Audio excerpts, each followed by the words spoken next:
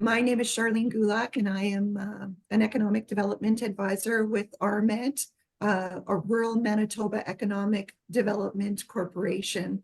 And we're very pleased to be collaborating with communities to build workforce and infrastructure capacity to support economic development projects throughout rural Manitoba. I would just like to provide a reminder that we are recording this video for resource purposes. If you are having any technical difficulties along the way, please send a message in the chat, and we will be able to assist you, or off the call for some reason, just please go back to that initial link to log back in. I would like to acknowledge that our office is located on Treaty 2 lands, the traditional homelands of the Dakota, Anishinaabe, Oji-Cree, Cree, Dene, and Métis people. However, we work extensively throughout Manitoba in the lands of Treaty 1 through 4 and the southern portion of Treaty 5. RMED respects the treaties that were made on these lands where we work together. We commit to reconciliation along the path to economic prosperity. So I would just like to take a moment to introduce a couple of my colleagues from the RMED team. Deanna Fridfinson from the Eastern region. She's based in Arborg, as well as Fumi, our new marketing communications coordinator, who's joining us from Brandon today. Today's presentation is with Rhonda Taylor. We're very pleased to have Rhonda here with us this morning to focus on cultivating careers, how we can align rural Manitoba's potential with industry trends. Rhonda has a tremendous amount of expertise in the nonprofit sector at both a national and provincial level in the areas of literacy, food security, and career development. She currently works as CAO with Career Trek, a Manitoba-based non-for-profit organization that provides career education programming to children and youth from equity-deserving groups. The vision for the organization is to inspire lifelong learning today for a just and equitable tomorrow. In addition to her work in the not-for-profit sector, Rhonda has previously taken on roles with the Manitoba Institute of Trades and Technology, working to advance commitments made by the institution in the space of truth and reconciliation, as well as managing their Youth Build program, which is a program designed specifically for Indigenous youth between the ages of 18 and 35, who are working to complete the requirements for their grade 12 or get their introduction to construction certificate. Rhonda has worked as a special advisor with the National Inquiry into Missing and Murdered Indigenous Women, Girls, and Two-Spirited People to support communities as they plan their closing ceremonies to honor the lives of missing and murdered Indigenous women, girls, and Two-Spirit LGBTQIA peoples from their communities. In her spare time, Rhonda volunteers on the planning and social media committees for Gani Chicks Keeping the Fires Burning annual gathering. I did practice that one, Rhonda. The gathering is it's a time to celebrate the contributions of elders and knowledge keepers who work tirelessly to retain language, to pass along knowledge, traditions, and lead ceremonies. She is also a board and planning committee member with New Directions and volunteers for her daughter's grassroots initiative, A Little Bit of Warm. Previously, Rhonda has also served as a member of the province's Manitoba Task Force for Poverty and Education, and was also the chair for the Task Force's Food Security Subcommittee. Rhonda's work clearly is very purpose-driven, guided by equity, inclusion, belonging, truth, and reconciliation. And it's very much about providing a piece of the puzzle that will lead to better outcomes for people who have been and continue to be impacted by the effects of colonization and racism. And when not doing these things, you can certainly find Rhonda hiking a trail in her kayak or on her porch with a book and cup of tea. She's mom to a 17-year-old daughter, 4 fur babies, and has been married for 23 years. Welcome, Rhonda. Thank you for the introduction. It's a pleasure to be here with everybody on I guess, truly Manitoba winter day. I was saying to the folks before we started, usually my commute to work is about 40 minutes. Today it was 90, and I was almost sideswiped by one of those great big like snow clearing trucks on the streets of the city of Winnipeg. So I'm glad I'm here. I'm at my desk. I don't have to go anywhere else. But just want to thank the folks at RMED for the invitation to be here with you today. So I do have a presentation that I will share with you and go through some slides and just talk a little bit about some of the work that we do at Career Trek to support children and youth in the province with their own career development journeys.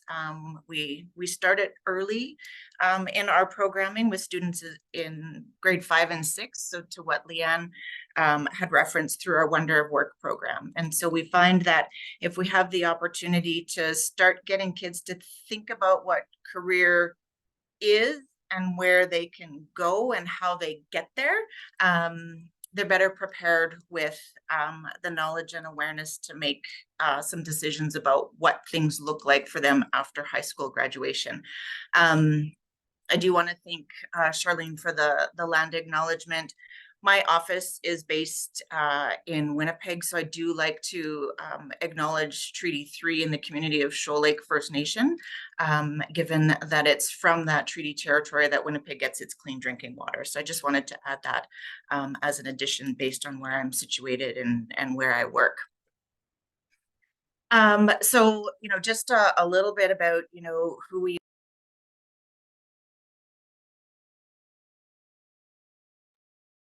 Have I been muted that whole time? No? No, Rhonda, Oh, you just muted for a quick second there. okay. And I didn't even touch anything. Okay. I love technology. Great. Gremlins. I love gremlins. So, just a little bit, again, about the work we do. It really is focused on that career education, the career development, making children and youth aware of the possibilities, and also tying in the knowledge and information about why are they taking classes that they are now? Why do they take math and science and language arts and social studies and all of those things in elementary? And why do you have to select, certain courses in high school? And so we really work to help connect the dots for them so that they understand that there is a reason for it. So I think in my introduction, Charlene mentioned I have a 17-year-old, and so she graduates from high school this year. And when they get to high school, they get to pick some of their electives and things like that. And so we've always, given Lexi a chance to, have a look at what's offered, and then we have a conversation about it, and kind of all agree on what her coursework will look like, knowing that if she wants to go to university, there's certain things she needs. So for her grade 12 course selection this year, she went through, she picked her math, she picked her English, she picked her French. She's like, okay, here's what I want to take. I'm like, honey, there's no science class on here. She's like, Mom, I don't need science. I'm like, oh, honey, let's give that some thought. You don't know yet that you don't need science. So I definitely got the hands on the hips, the eye roll, oh, Mom, really? I said, pick a science, honey, right? It'll help you with your university application if that's what you want to do. So she begrudgingly picked her science class, which is biology. Guess what class she's doing the best in this year and the one she likes the most? Yeah, biology. So win for Mom. And she won't admit it, but I know that she knows it was a good choice for her to ensure she had a science. But it leaves those doors open for her, right? And so in our programming, we do try and make sure kids understand why they're taking what they're taking, and why it's important to really give thought to your course selection as you get into high school. So we build those conversations into our programming. Our programming is experiential by design. So the picture that you see here is actually of one of our Wonder of Work participants at Assiniboine Community College North Hill campus in the Len Evans Skilled Trades and Construction Center, I believe it's called. And we're working with students who are currently in the plumbing trade, who are our instructors, teaching the kids what it's like to be a plumber. So we're working with post-secondary students to be able to transfer what they're learning and the knowledge they have to the kids in grade 5, 6 that we're working with. So it's a really great opportunity for post-secondary students to provide some mentorship and for students in elementary to learn from post-secondary students. We work a lot in collaboration with schools, as I'm sure you can imagine, community-based organizations, and we are working with rural and remote Indigenous communities. So if you want to learn more, certainly we can connect. My emails in the presentation at the end. I can share that again, but we are also on social media, so please feel free to check us out there. But the purpose and the focus of my presentation and what I wanted to share with you today was really around, oops, hang on one sec here. I'm trying to switch slides. There we go. Is really looking at the labor market outlook for 22 to 26. This is something that I pay attention to. It's important information for us as an organization so that when we're delivering our career programming, it can be reflective of the labor market currently and going forward, so that we're not saying to kids, yeah, you should maybe think about a career here, but you know, careers are going in another direction. So we do follow labor market information really closely. We also look at the types of job openings there are, the education and training that's related to it. I work closely with a lot of industry folks and sector councils as well to hear from them directly about what they're forecasting for jobs and some of those gaps that they might have or might be experiencing. And then we also talk a little bit about, you know, the skills that employers are looking for. I can't tell you how many times I've met with industry folks, and they said, you know, one of the things we see missing in lots of spaces with new employees or new hires are those skills like communication and problem solving and collaboration and critical thinking. And we don't necessarily have the time to help develop those skills. So if people can come with those things already, and we can then focus on the technical side of the onboarding to the job that they're doing with us, we're going to be way better ahead. So again, within our programming, we're mindful of what it is employers need or are looking for. And then the other piece that I'll just share at the end that was kind of tied to the workshop description was, you know, things around, you know, how can we stay connected? What can we be doing, you know, for our own careers or in the conversations that we're having with people that we interact with in that space of career development. So that should take us to time, and I will be mindful of time, but Charlene, you're the person I can see. So if you need to also give me a warning, please do, because I get excited about this work and I could talk for a little while. So one of the things that I follow closely, and there's a couple of good reports out there, is the labor market outlook. So Workplace Education Manitoba, in their 2022 annual report, I did check for 23, they don't have it out yet, provides some good insight into what the labor market's looking like for the province as a whole. And then the province of Manitoba, through the Department of Economic Development, Investment, Trade, and Natural Resources, I think that's the longest department title in the province right now, has a labor outlook site that talks about the job opening. So a lot of the stuff that you'll see here I've pulled from that particular website, and so it's available to you as a resource as part of this presentation after as well. But when we look at what's happening, you know, in Manitoba and some of the trends, export is huge in the province, and it's tied to a few different sectors. So one is certainly manufacturing, utilities, ag, aerospace. Those are some of the big drivers. And so when we look at the programming that we provide to students, we want to ensure that there's alignment to this space, to these industries. Again, so kids have an understanding of what's happening now and what the potential is for them in the future. The one I really liked, and it's good to see that there's a shift and a change, is that the population is becoming more educated. More people are graduating at least with their high school diploma, and then some are moving on to training, to bachelor's degrees, some other certificate programs. A big part of the conversation we have with students is really about, at a minimum, get your grade 12, because we're working with kids that are kind of on that bubble sometimes of, should I stay or should I go from school, or what's the point of school? And so if we can have those conversations about getting grade 12, we work with our industry partners to talk about where there's entry into a particular industry from high school, right? So we talk about the different pathways to career, to work, to employment. And so for some students, that is high school graduation to post-secondary or a training program. For some students, it is high school graduation to employment.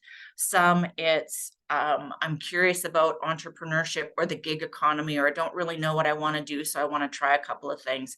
And so we're really looking at, how and where kids can connect to the labor market after high school graduation, so that education, there is that shift in education, which is great.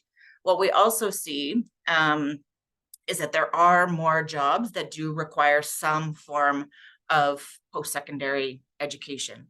And so again, how do we talk about and highlight what is post-secondary?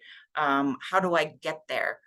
Where is it? How do I afford it? Right? And so we talk about all of the different ways that students and families can work with their children and make that connection to post-secondary.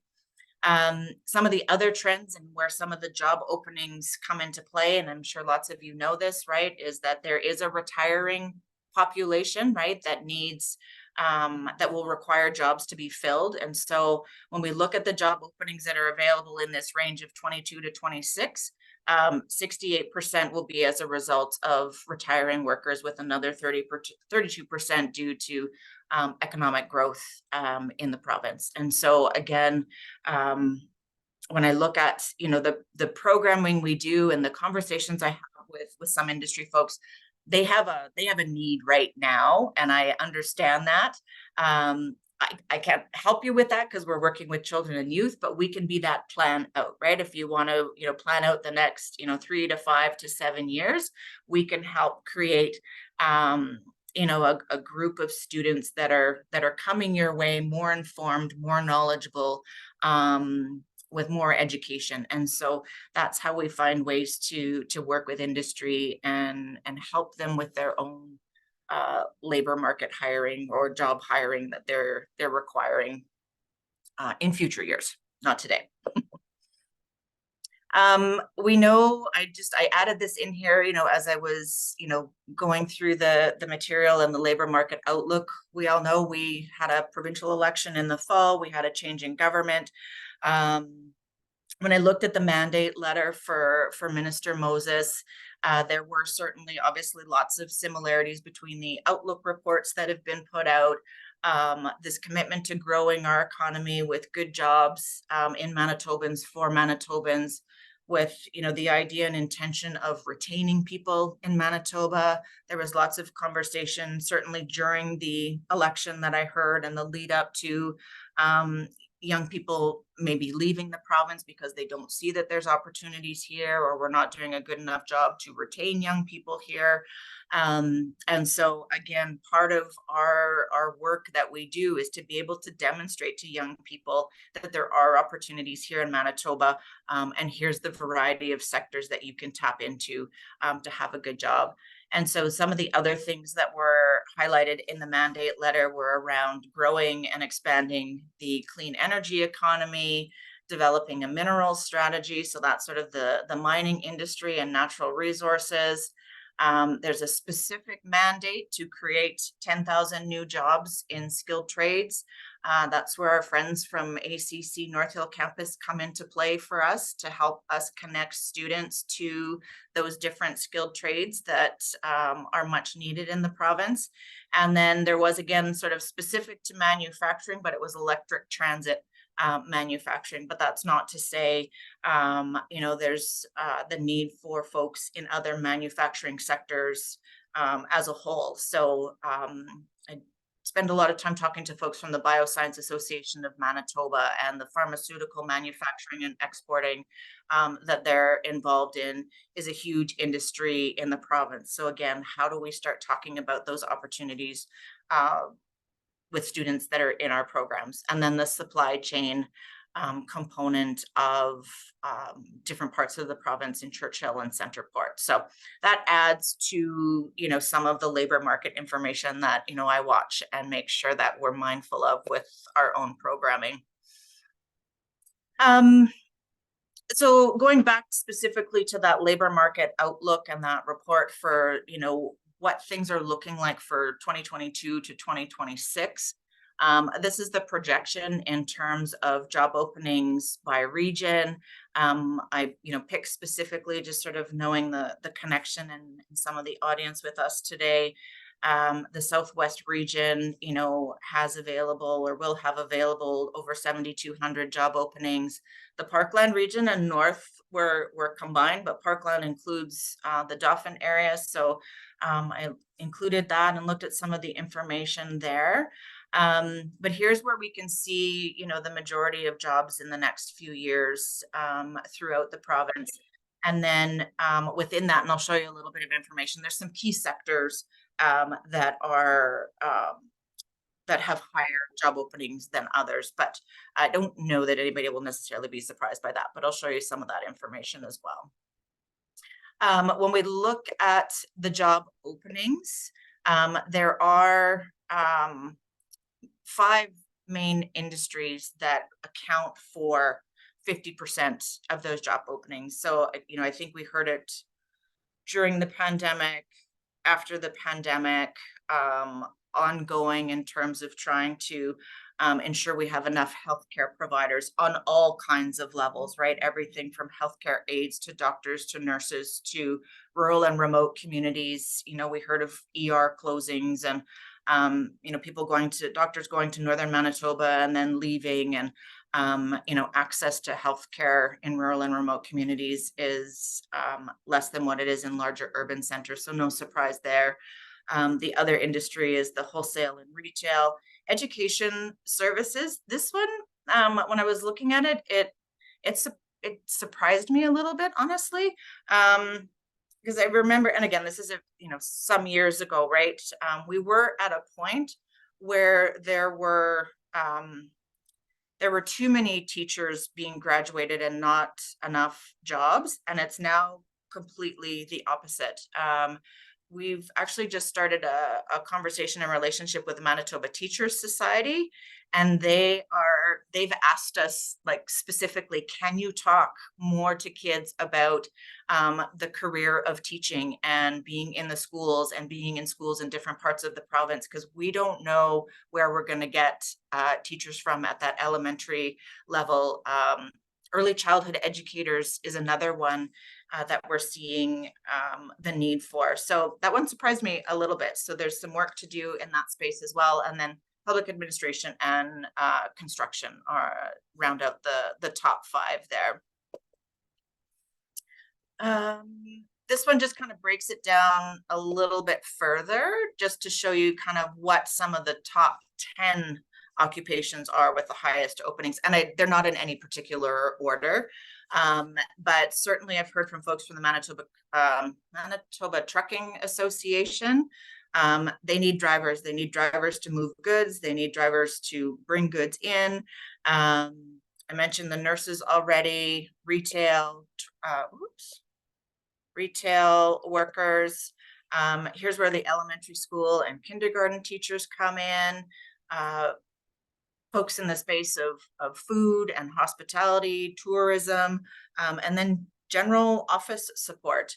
And so again, when we look at these kinds of openings and trends over the next few years, we're looking at, again, how do we build this in to the programming that we're offering in the different regions? So maybe I'll just back up a second here. So Career Trek, we are a Manitoba-based not-for-profit organization. We work in Winnipeg. We have an office in Brandon that also supports programming in Dauphin. And then we have an office in Thompson that supports programming in Thompson and then surrounding areas. And so when we look at the regions that we're working in, we also look at the opportunities so that the career lessons that we're delivering are reflective of what the labor market's going to need over the next several years. So we look at, so for example, our programming in Brandon right now in partnership with Brandon University, we're doing a number of career lessons related to nursing. And so we talk to them about being a registered nurse. We have a registered psych nurse career lesson, right? So we're using the same language as well, so kids can have an understanding, or even their parents or caregivers or the adults in those child's lives are talking the same language, right? So if industry is talking about these job titles, we're talking about them as well.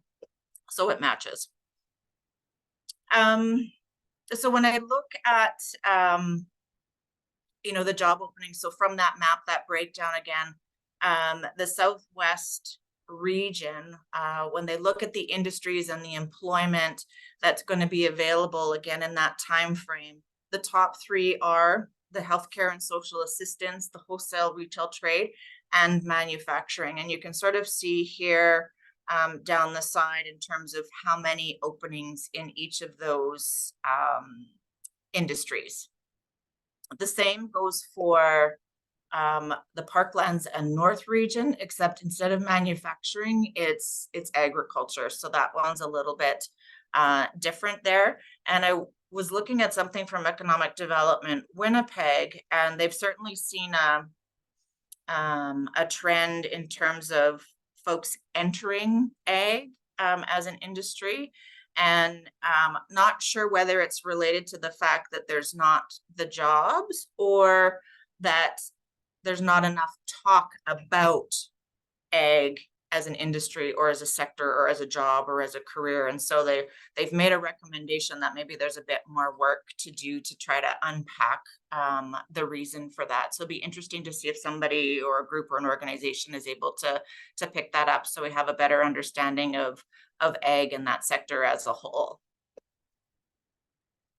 So in terms of education, I mentioned at the outset, right now looking at it, about 56% of the jobs or so over the next 5 years will require some type of formal post-secondary education. And this diagram just gives you a bit of a breakdown of where that is. So certainly the most of it being in that space of college training or apprenticeship. Another 15% is at that university bachelor degree. And then another piece around that managerial, I think that's the word I need to practice, related to a university degree. So you can sort of see, how and where those job openings are tied to post-secondary education, the importance of, understanding the need to explore post-secondary as continued education after high school graduation.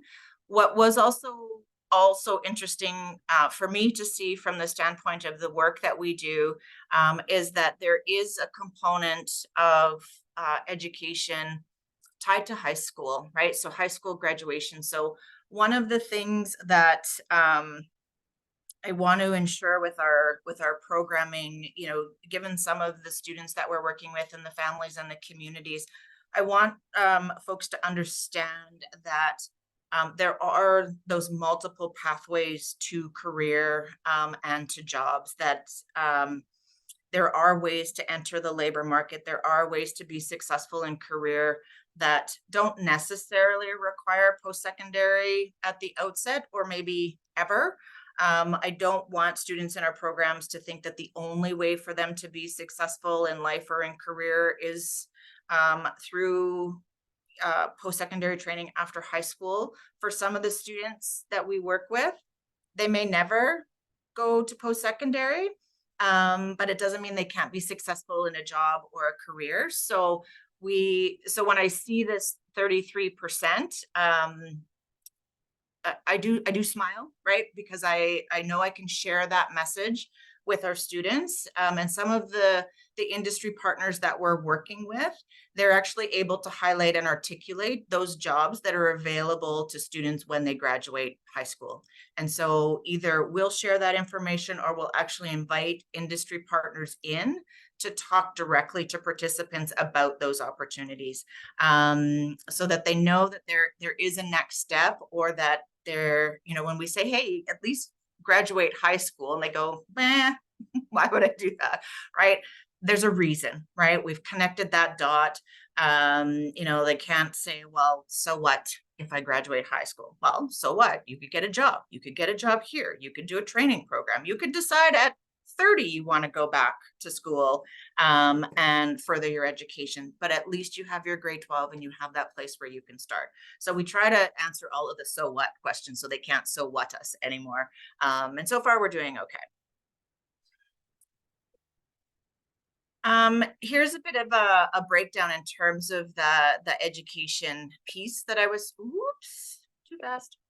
That I was talking about in terms of Manitoba becoming a more educated population. So this was the span from 2006 to 2021.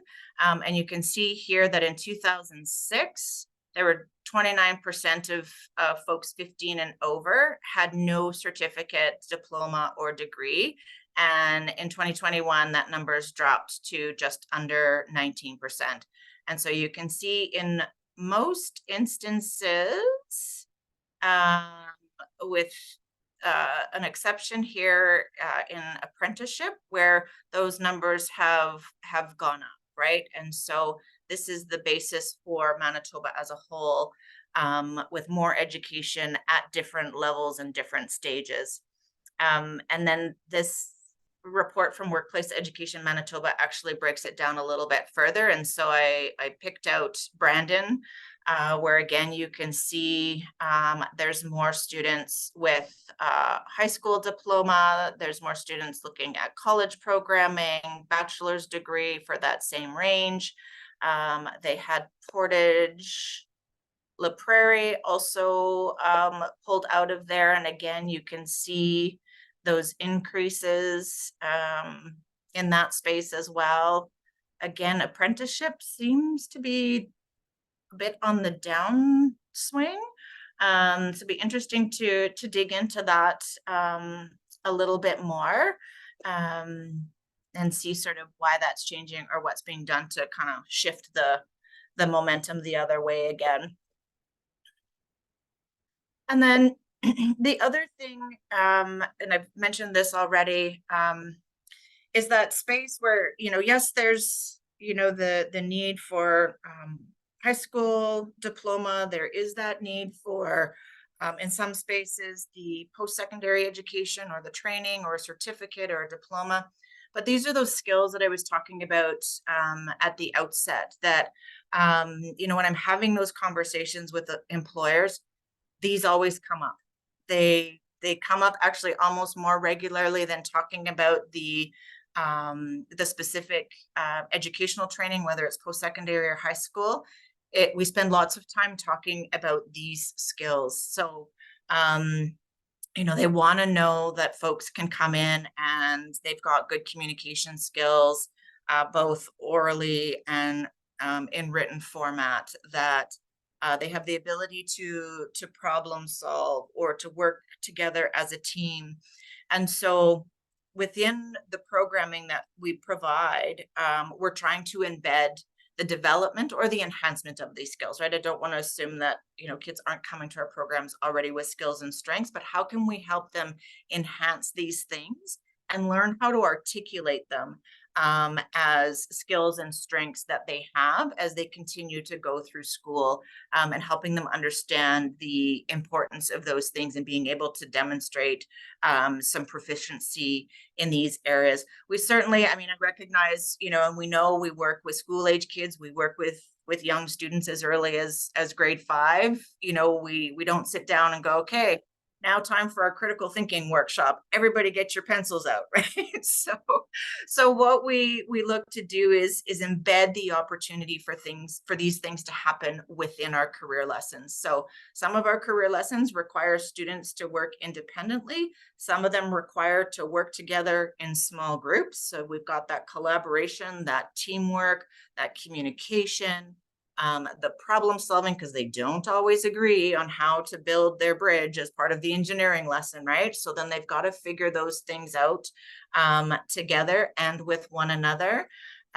We have a reflection component at the end of our career lessons that gets them thinking about, what did I learn? What did I like? Was there something that I discovered about myself in terms of a skill or an interest? What didn't I like? Because it's okay not to like things too, right? And then we have them share that as part of the larger group, whether they stand up at the front, which is a huge component of, public speaking and speaking in front of others, or at their table to share what they learned, right? And then they find out that there's maybe similarities or differences in the group. So we look to embed those things and those skills within our career lessons as opposed to a standalone. Time management becomes a really important one because we only have so much time for the career lesson. And if you want to get to the end and see the result and what's going to happen or what's the impact, you have to be able to work within the time frame. Some days I really want my kid to sign up for our career lessons because the time management stuff is one she needs to work on. And so we talk about that. And again, I get the eye roll and the hands on the hips and all that kind of stuff. I said, okay, we'll talk about it later. But again, building in those opportunities for learning and growth and development. And, lots of times we get asked, what are some of your skills or what are some of your strengths? And that can be a hard question to answer. And so again, through our reflection and through our programming, we're giving kids the space to practice answers to those questions and identify and have an increased self-awareness, I think is maybe the best way to kind of talk about that and what it means for them going forward. We get some feedback and stuff from parents and family members and guardians who say, my child is, typically more quiet, more reserved. But I was surprised to learn that they stood up in front of a class and did a presentation, right? So creating that safe environment to also practice some of these things.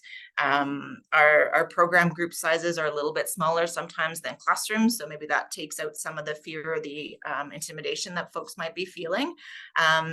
But we see some shifts in that confidence, in that self-esteem, in that sort of, I see a lot and I read a lot of our reports that say, coming out of your shell, right? And so when we can create that environment for kids to learn those things, I think they're better, positioned sort of going forward in their education, in their career, because they've had a chance to test them out beforehand. And then, when I look at, sort of career development, labor market information, how do I know? Where do I know? Where do I find information? And we get those questions a lot from families because it can be really overwhelming. It can be hard to navigate the space related to education or career or jobs or what's available. So we try again to provide resources to families, to community partners, to communities that we're working with to make it a little bit easier because it can be daunting and it can create anxiousness. And so what we have done is compiled a few resources that we use regularly, and I'm hoping that some of the links are going to work. So the group of us did a little bit of a test run before everybody joined us to see if I could actually show you the links for things like Manitoba Careers Prospects, the provincial sector councils, which in the province of Manitoba, there are 21 different sector councils that focus on a number of different industries. So this one here is Manitoba Career Prospects. The audience and the focus for this one is primarily educators and parents, students in some instances. But what I really like about this particular website is that anybody can go, to their Careers in Manitoba tab and see what's available in terms of jobs, opportunities, by sector, and these are tied closely with the sector councils that are in Manitoba. So it gives you a full listing by sector. And then what it also does in the Employers in Manitoba tab, again tied to specific sectors, it lists some of the employers. So you can actually see, who are the industry folks working in this space. I don't know if it'll open up a new tab if you click on employers. So I see it. I don't know if everybody sees it, but again, by sector, aerospace, there's Catarath, there's Fast Air. You go into the bioscience space, there's Bosch Health, natural resources. So it's a good place to kind of poke around and see what's out there, what's available. And then if you go to, we won't do this in this particular instance, but if you click on one of the sector council icons, most sector councils have their own webpage. And the one that is quite good is the Bioscience Association of Manitoba. They talk about the top 10 jobs in the bioscience sector. They talk about the employers. They talk about the education. So you really get a good snapshot of what's happening in that space through Bioscience Association of Manitoba. So this is one resource that we certainly look to share with parents and families. The next one, oh, that's a beautiful picture. Those days are coming. I don't know if everybody can see the sunrise or sunset on the water, but that's not today.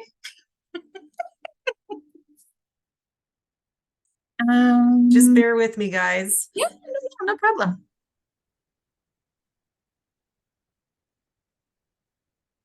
And maybe for reference, we can pop these links within the chat so everyone has access. Yeah, they're in the chat, Charlene. I popped them in there. Thank you. Oh, perfect. Yeah. Have we? Yeah. Wonderful.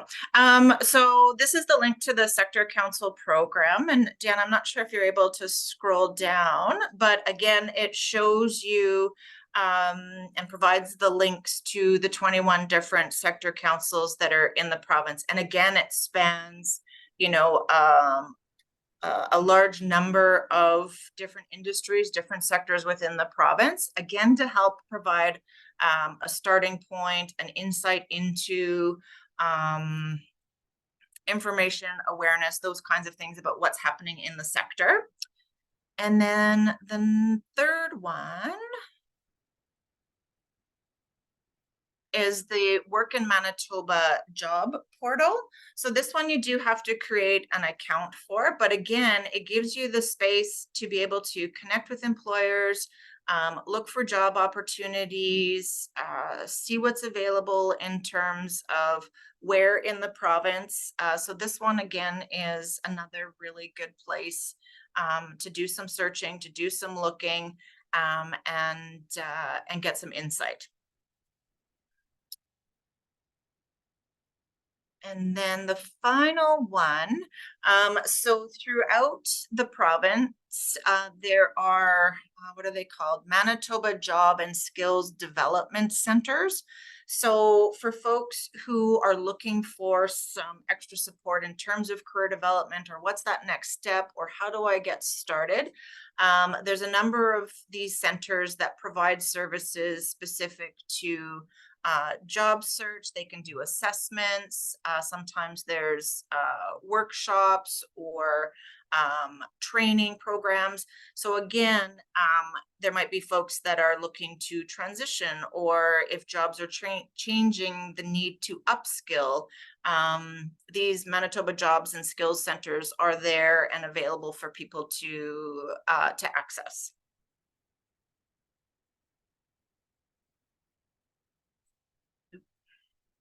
Do I have to reshare my screen? I think so. Can you see it if I did that? No, Not yet. not yet. Okay, so then let me try something else.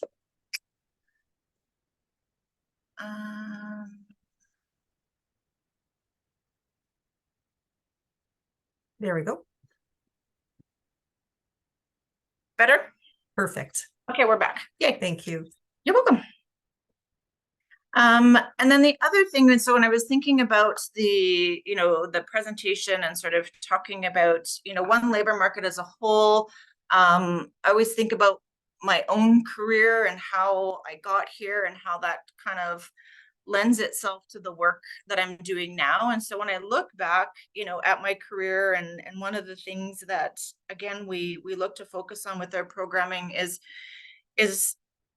building that network, right? The importance of that network. You want to nurture it, you want to interact with it, you want to access it, because you never know who might be able to point you in a particular direction, or they might have information that you're looking for.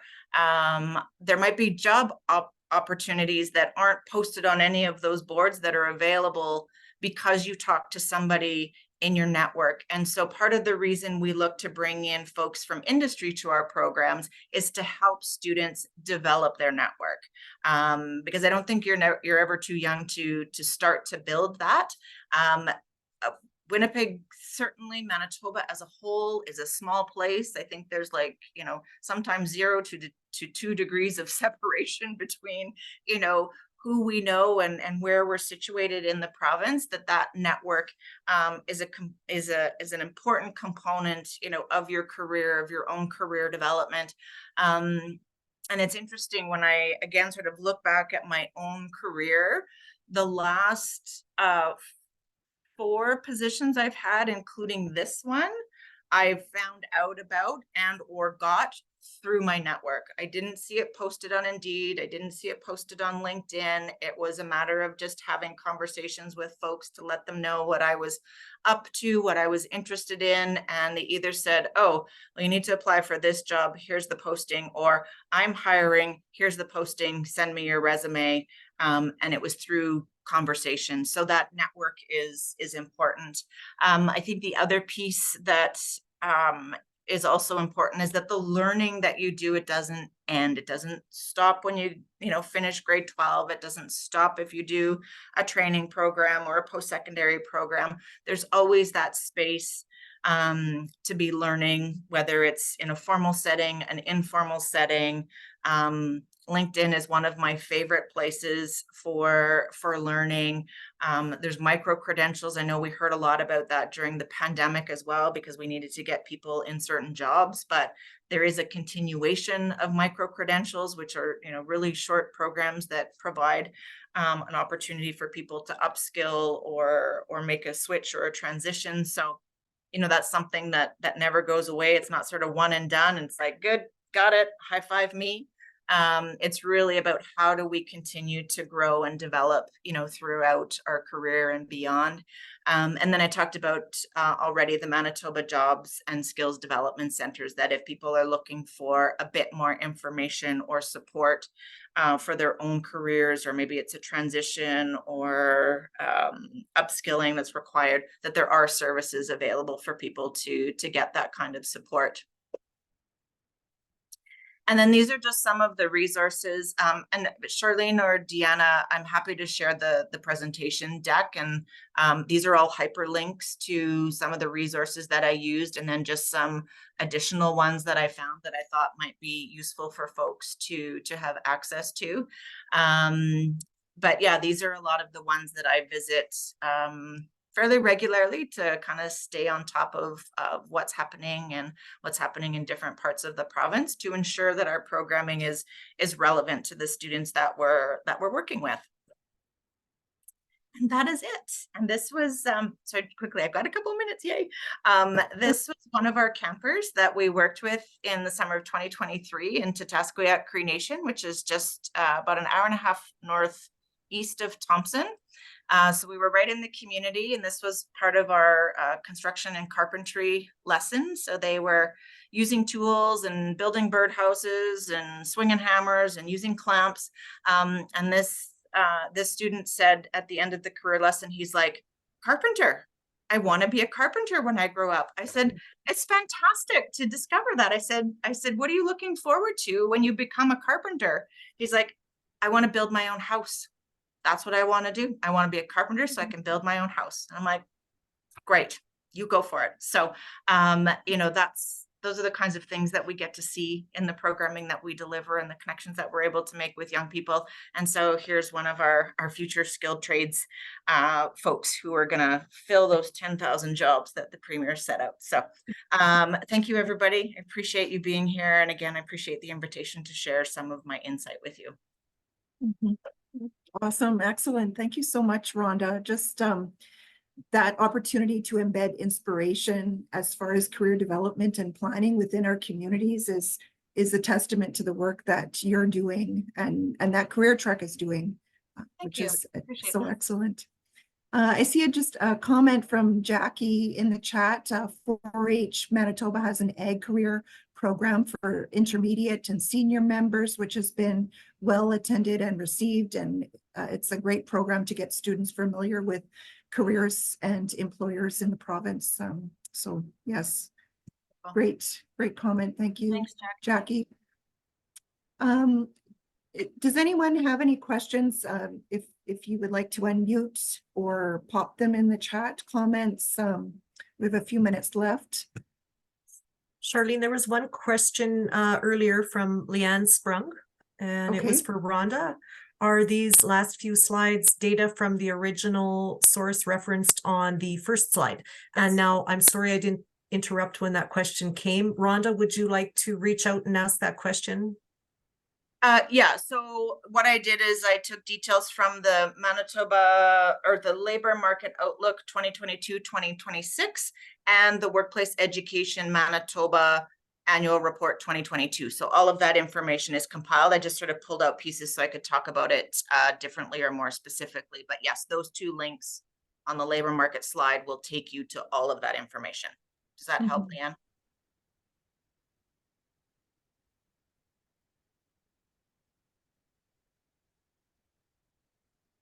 Okay, awesome.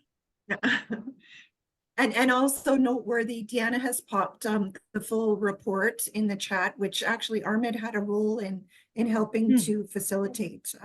Michael Asante, our research policy analyst, worked closely with folks at the WEM team to help develop that report. Wonderful. Yes. And RMED is in those link resources there too, so people will have access to your stuff as well, which is great.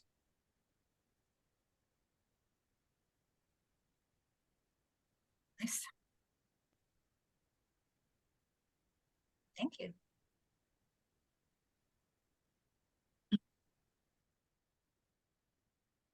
Any other questions, thoughts, comments? Wendy, I saw you pop up on video. I don't know if you had a question specifically. No, I was just going to say hi.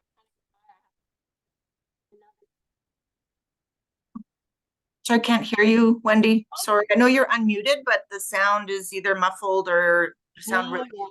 Something's wrong. That's okay. That's better. Yes, and I just have to leave so you and I so sorry actually So, information on them because I have because they changed.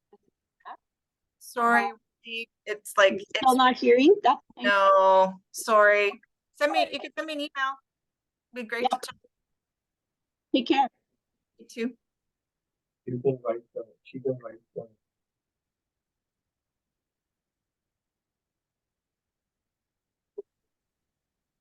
Thanks, Wendy. Great. Well, this is really excellent. I just encourage you to reach out to Deanna or I, or Rhonda, if you have specific questions, which may be industry related in terms of building capacity within our communities. This is really the approach that we need to help build labor market development into the future.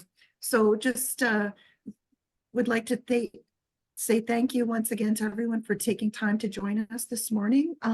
This resource webinar will be available on our website soon, as well as all of our other resources that we have available at rmedcorp.ca.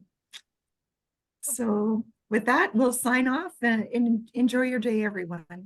Thanks, everybody. Thanks, Rhonda. Bye. Thank Bye. you. Thank you.